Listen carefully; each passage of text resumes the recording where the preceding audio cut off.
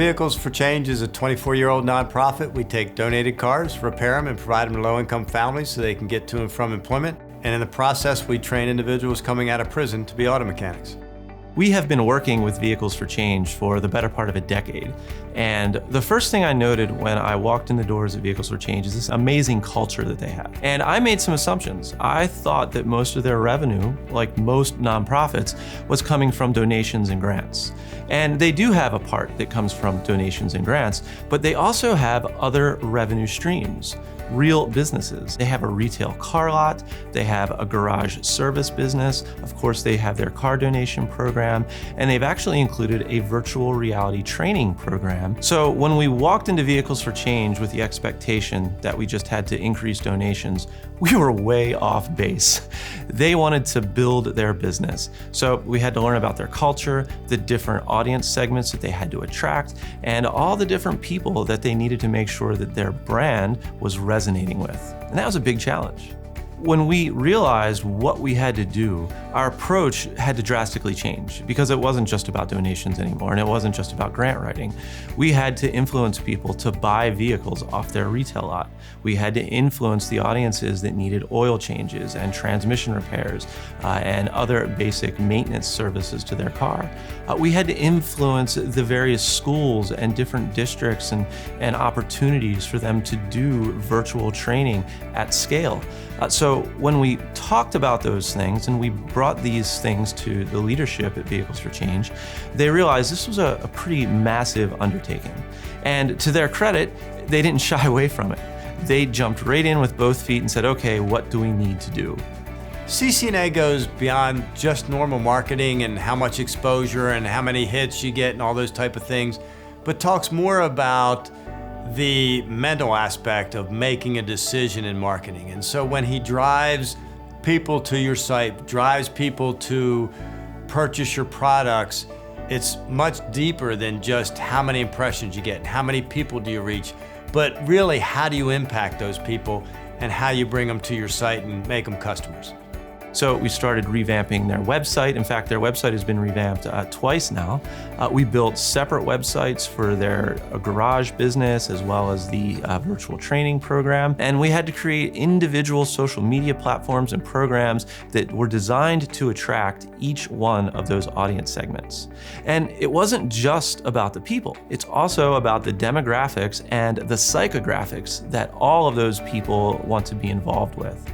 You know, no one's going to drive 50 miles to go to their, auto repair shop. So when you start looking at the repair shops, you realize that your demographics are really tiny and you have to make a big impact within a small space. Unlike the car donation program. The car donation program at the time was regional. It was basically the Maryland, DC, Virginia areas.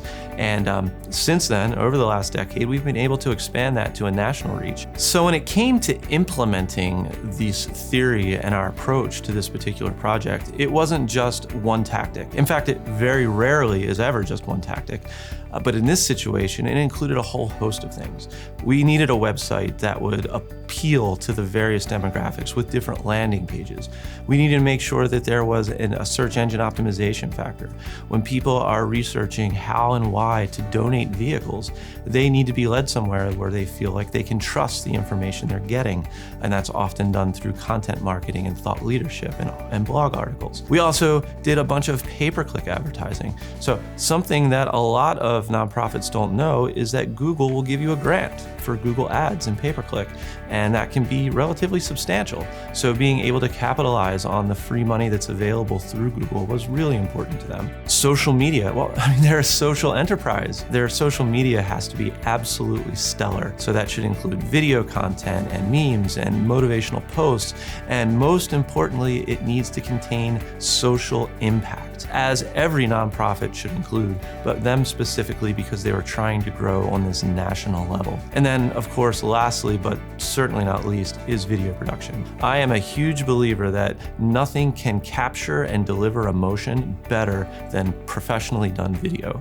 So we did a bunch of video for them, and they've been getting so much runway out of that video that they've created. It's made national news, it's been on national medias. In fact, because of this effort, one of the leaders at Vehicles for Change, Marty Schwartz, he's been on the Kelly Clarkson show to get major media coverage. So we do all this for a reason. It's nice to say that you're doing it, but at the end of the day, there's a board of directors you have to report to. There's people that need to keep their jobs. So you have to really manage and understand that there has to be a meaningful, measurable result. And in this case, it came to fruition. Donations went up, grants and funding went up. Their brand visibility obviously has gone through the roof drastically, and they are growing on a national level. They're expanding throughout the United States at a record rate. So I would say that it's been pretty successful. Vehicles for Change runs 3 different social enterprises, one of which is a garage that we have, one in Baltimore City, one in Baltimore County. And in the last 2 years, we've been working with CC&A to provide that digital marketing, and they're driving a tremendous amount of business to both those locations. And it's been a huge help because those funds go back to help us train more individuals coming out of incarceration and to provide more cars to families. So really, the social impact of what they're doing for us is enormous.